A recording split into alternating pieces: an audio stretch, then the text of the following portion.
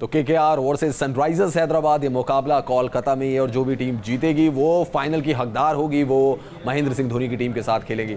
अमित भाई, आपकी favourite team कौन सी है? कौन सी टीम जीत रही है इस मुकाबले को? सीधा सवाल मेरा। मुझे केकेआर लगती है, क्योंकि होम एडवांटेज, क्राउड साथ और कंडीशंस को जानते हैं जी। वहीं हैदराबाद को बाहर से आके खेलना है, और जब आप बाहर से आके खेलते हो, एक मैच हार के आए हो, या एक टीम जीत के खेलेगी, एक टीम हार के खेलेगी। लेकिन यहाँ पे तो हराया हुआ है ना सनराइजर्स हैदराबाद ने, केकेआर को उनके घर में रहा है, 5 विकेट से जीत हासिल की। देखिए, हराया वो लीग स्टेज है, ये ऐसा स्टेज है जहाँ मोमेंटम बनता है। आप लास्ट के 4 मैच देखें, हैदराबाद हारती नजर आ रही है। 4 मैच जीते हैं केकेआर, तो वही चीज़ है, एक जीत रही है, हार रही है, बट जहाँ पर टीम स्ट्रांग मुझे ऑन पेपर इसलिए नजर आ रही है केकेआर कि इनका कॉम्बिनेशन बहुत अच्छा है। आप इनकी बैटिंग की बात करो या इनकी बॉलिंग की बात करो, इनके पूरे जो फिलिंग द ब्लैंक से भरे हुए हैं। अगर आपकी ये चीजें पूरी भरी होती है तो बैटिंग कैसे आप केकेआर की स्ट्रांग कह रहे हैं? सिर्फ क्रिसलिन को आप देखिए 40 तक बना लेते हैं रन, सुनील नरेन आपके 20-25 रन के खिलाड़ी हैं, दिनेश कार्तिक जरूर मिडिल ऑर्डर में कुछ रन बना लेते हैं, अदरवाइज नीतीश राणा 1-2 मैच में चले, रॉबिन उथप्पा 1-2 मैच में चले, बल्लेबाजी में इनके भी प्रॉब्लम है। देखिए, मैं मानता हूं कंसिस्टेंट नहीं रहे हैं बल्लेबाज, हर टीम के कभी 6 बल्लेबाज कभी नहीं चलते। अगर आप एनालाइज करो कि 14 लीग के मैच हुए, उसमें आपको प्लेयरों ने कितने जीता है, उसके अंदर मैं अगर सोच सकता हूँ, नीतीश राणा के 2 मैन ऑफ द मैच हैं जी, 2 man of the Sunil Narayan के हैं, एक दिनेश कार्तिक जब और रसल के हैं। जब आप man of the match count करोगे विनिंग के अंदर, तो बैट्समैन के ज़्यादा नजर आएंगे, तो वो मैटर ज़्यादा करता है कि आपके पर्टिकुलर, आप कभी देखेंगे 6 के 6 प्लेयर कभी एक मैच में चलते नहीं है, या आपके 2 प्लेयर भी चलते हैं, तो आपका स्कोर 170 तक पहुंच जाता है। तो ये चीज़ केकेआर में नजर आएगा। टॉप 4 ने नहीं किया तो रसल और दिनेश कार्तिक ने आके किया, तो अगर ऊपर से रन किए तो नीचे इनके रन नहीं है, तो कहीं ना कहीं बैलेंस बनता है रनों में। तो फिर भी मुझे केकेआर थोड़ी स्ट्रॉन्ग ऑन पेपर बॉलिंग की वजह से भी दिखती है। चलिए हम केकेआर की बात करें अमित भाई, क्या एक पॉसिबिलिटी बनती है एक ओवरसीज सीमर की टीम में आने की? चाहे टॉम कुरन हो, मिचेल जॉनसन हो, कोई एक सीमर इंट्रोड्यूस हो सकता है? एक बनता है, क्योंकि जिस तरह से बॉलिंग सीएलएस की हुई है, मुझे लगा नहीं है कहीं भी इम्पैक्ट कि हाँ वो उस टीम के अंदर कहीं जगह बना रहे हो। एक ओवर डलता उसके बाद कहीं नजर नहीं आते जी। वही और पहले मैच में तो लोग कंफ्यूज रहेंगे, जब उनको खिलाया था, गेंदबाजी उनसे नहीं कराई थी, लोगों को समझ में नहीं आया कि इनको एज ए बैट्समैन लाए, एज ए बॉलर लाए, क्या कराने लाए दिनेश। देखिए, जब वही है कि टीम जीतती रहती, कहते हैं यार लकी है, तो सेम टीम से चलते कॉम्बिनेशन बना होता है, पर इस स्टेज में आके आपको कॉम्बिनेशन देखना, क्योंकि आपके अगर रसल ने अच्छी बॉल की है, शायद इस मैच में अच्छी बॉलिंग डालते, फिर आप एक ही बॉलर से रहते प्रसिद्ध कृष्णा, तो अगर आपके 3 स्पिनर अच्छे हैं, अगर आप एक अच्छा और बॉलर ला के रखते हैं, तो आपका 3 मीडियम पेसर हो जाते हैं, 3 स्पिनर हो जाते हैं, तो आपका हर जो आप सोचते हैं कि हमारे को अगर आज ये बॉलर, तो हम इस बॉलर से बॉल डलवा सकते हैं। एक आप लास्ट मैच अगर आप देखें हैदराबाद सीएसके का, हरभजन सिंह की तो हमने बॉलिंग ही नहीं देखी, जबकि आप बॉलिंग नहीं कराई गई। तो ये भी एक चीज देखने को मिली है कि आपने पर्टिकुलर एक बॉलर को प्योर बॉलर खिलाया और उससे बॉलिंग नहीं कराई, तो शायद एक अगर आप जगह भर देते हैं तो शायद मुझे लगता है कि बैलेंस अच्छा हो सकता है। क्या ये भी चीज़ है अमित भाई, जो कि कुलदीप यादव, क्योंकि वो प्रेस कॉन्फ्रेंस में आए थे और उन्होंने कहा था कि हैदराबाद सनराइजर्स के लिए आसान नहीं होगा, क्योंकि यहाँ की पिच मुंबई जैसी नहीं है, यहाँ की पिच जो है वो थोड़ी सी टर्न लेगी, और ऐसे में सुनील नरेन वो और पीयूष चावला, ये जो ट्रायो का कॉम्बिनेशन होगा, ये प्रॉब्लम क्रिएट करेगा सनराइजर्स हैदराबाद। देखिए, अगर आप स्पिन पे खेलेंगे फिर आपको हैदराबाद ज़्यादा तंग करेगी, क्योंकि फिर मेरे को शाकिब भी अच्छा लगता है कि वो शाकिब भी टर्न करेगा, राशिद खान भी है, शायद वो आज नाबी को भी खिला सकते हैं, अगर उनको लगता है कि हाँ हमें चौथा खिलाना है, बैटवेट को बाहर बैठा के नाबी को भी खिला सकते हैं, अगर उनको लगता है कि यहाँ थोड़ी टर्न मिल सकती है, तो शायद ये भी उनका कॉम्बिनेशन बन सकता है। पर वही बात है कि अगर आप कॉम्बिनेशन बनाने में जाओगे फिर अपना लाइनअप खोते, कोई लास्ट मैच में देखा अगर ब्रैथवेट रन ना करते, शायद वो स्टेज में भी नहीं आती हैदराबाद। तो ये मुकाबले में आज भी मानता हूँ कि हमने जो लास्ट मैच राज सनवाल देखा, हमने देखा पहली बॉल से टर्न मिल रहा था और स्पिनर्स ने मैच जिताया। अगर स्पिनर्स अच्छा इस विकेट में बॉल डालेंगे तो मैच जीतेंगे, पर इस अगर पिच पे अगर हमने किसी टीम को 150 रन तक रोक लिया तो आप चेस कर सकते हैं, एक बार 150 रन से ऊपर चलेगा तो चेस करना मुश्किल हो जाएगा। चलिए अमित भाई, एक बार नजर डाल लेते हैं बैटिंग किस तरीके से रही है सनराइजर्स हैदराबाद की, कोलकाता नाइट राइडर्स की, उस पर नजर डालते हैं। शिखर धवन ने 14 मैचों में 437 रन बनाए, 4 अर्धशतक उनके नाम है। केन विलियमसन की अगर हम बात करें, जो कि कैप्टन है सनराइजर्स हैदराबाद की, उनकी बल्लेबाजी तो जबरदस्त रही है, 685 रन, 8 अर्धशतक, यानी कि आप अंदाजा लगाइए कितना कंसिस्टेंट रन रहा है केन विलियमसन का सीजन 11 में। केकेआर की अगर बात करें, क्रिसलिन ने 15 मैचों में 443 रन बनाए, 3 अर्धशतक उनके नाम रहे। वैसा सीजन नहीं है जैसा पिछली बार था, लेकिन अच्छा खासा सीजन। सुनील नरेन 189 का स्ट्राइक रेट है, 2 अर्धशतक लगा चुके हैं, और जब रन बनाते हैं तो आप देख सकते हैं कितनी तेजी से वो रन बनाते हैं, ऑपोजिशन पर दबाव लाते हैं सीधे सीधे। लेकिन बहुत जबरदस्त बल्लेबाजी दिनेश कार्तिक की रही है, जिन्होंने 490 रन बनाए। फिनिशर का रोल जो है वो केकेआर के लिए निभाया है सीजन 11 में। बैटिंग की हम बात करें, लेकिन अमित भाई बात घूम फिर के वहीं आती है। अगर हम सनराइजर्स हैदराबाद की बात करें, 2 बल्लेबाज आपके हैं, शिखर धवन, केन विलियमसन। उसमें से भी अगर शिखर धवन आउट हो जाते हैं तो फिर दिखता नहीं है कोई। केन विलियमसन भी गाड़ी को एक स्टेज तक खींच सकते हैं। हर बार जरूरी नहीं कि वही मैच जिताएं। देखिए रवि शर्मा ने जो एनालिसिस दिखाया कि इनके इतने रन हैं, अगर शिखर धवन विलियमसन की बात करें टॉप ऑर्डर पे जी, और दिनेश कार्तिक के 5 या 6 नंबर पे, तो आप रन जब आपको बॉलें कम मिलेंगे तो आपके रन भी कम मिलेंगे। भी नहीं है कि ओपनर जाके मैच को फिनिश करें। हाँ, तो वही बात आ जाती है कि अगर आपके रन ज्यादा इसलिए बनते हैं कि अगर आप टॉप में खेलते हैं जी, आप नीचे जब फिनिशर वाला रोल होता है उसके अंदर आप 490 रन बना रहे हैं, इसका मतलब आप बैटिंग बहुत ब्रिलियंट कर रहे हैं इस टूर्नामेंट के अंदर, क्योंकि इतना मौके बल्लेबाज को मिलते नहीं उस ऑर्डर में। तो अगर आप शिखर धवन विलियमसन पे डिपेंड रहेगी हैदराबाद, तो अगर देखो उनके ना यूसुफ पठान ने रन किए हैं, ना मनीष पांडे बिल्कुल नहीं चल पाए हैं। साकिब को भी ज्यादा चांस नहीं मिल पाया। ये भी एक कंसर्न है हैदराबाद का, अगर चेस करने जाए, अगर ये दोनों प्लेयर जल्दी आउट हो गए, क्या ये 160 रन चेस कर सकते हैं? नहीं कर सकते।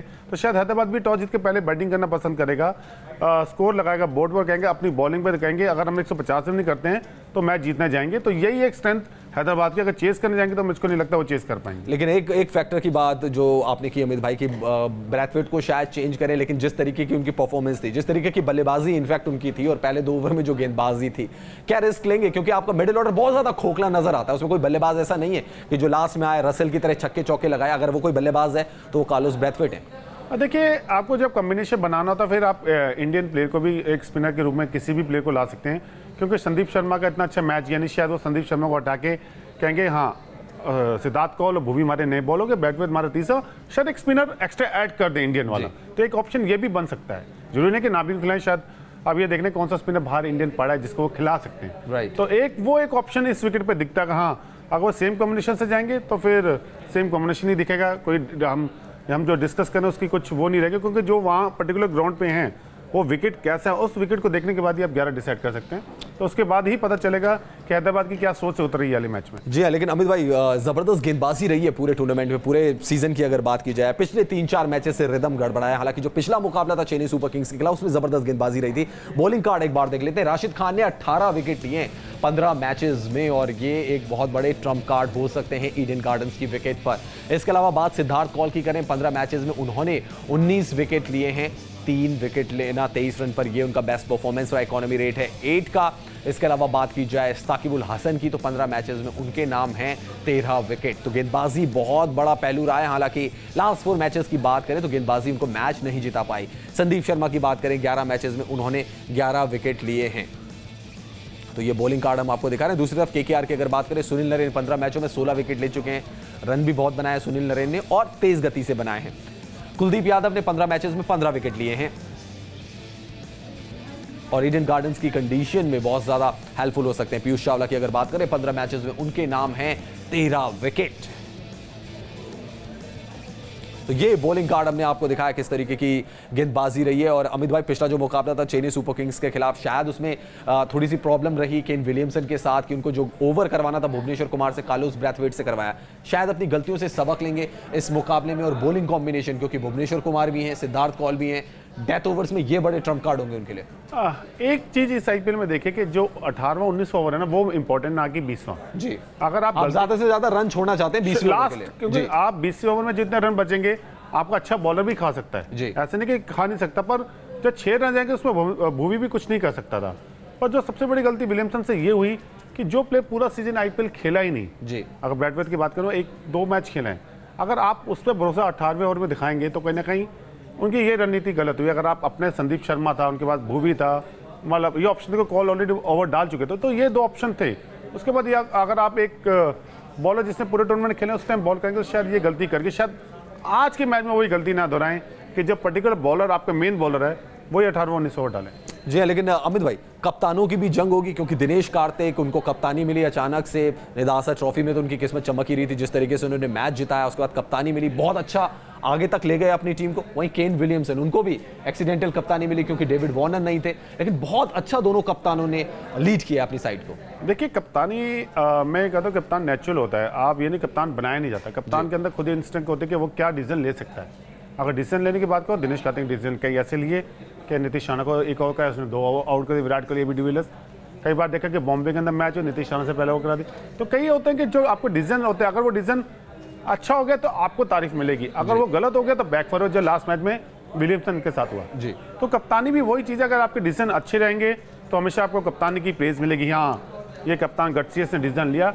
अगर जो कप्तान डिसीजन नहीं लेगा तो फिर कहेंगे ये क्या वैसा कप्तानी। तो कई चीज़ें आपकी विनिंग में मैटर करते हैं कि अगर आप मैच जीतते रहोगे तो आपकी कप्तानी को कहेंगे बहुत अच्छी कप्तानी करे। एक अश्विन उदाहरण है, पहले 7 मैच में 5 मैच जीता, टॉप पे बैठे तो 7वें नंबर पे खत्म किया, तो उन्होंने कप्तानी गंदी नहीं की, पर टीम ने परफॉर्मेंस ऐसा किया तो उनको कहीं वो ऐसे कप्तान वो छुप गए इस टूर्नामेंट के अंदर। शायद अगर ये टॉप 4 में होता तो शायद उनकी भी आज डिस्कशन हो रही होती। जी हाँ बिल्कुल। और बात आंद्रे रसेल की भी कर लेते हैं क्योंकि बहुत इंपॉर्टेंट प्लेयर हैं केकेआर के और दिनेश कार्तिक उन पे रिलाय करेंगे कि आखिरी ओवर्स में आए, उनकी जरूरत पड़े तो छक्के चौके लगाएं। वो कुछ कर रहे थे, फैंस के बीच पहुंचे तो क्या हुआ? Trying to shop, but funds everywhere. Funds everywhere.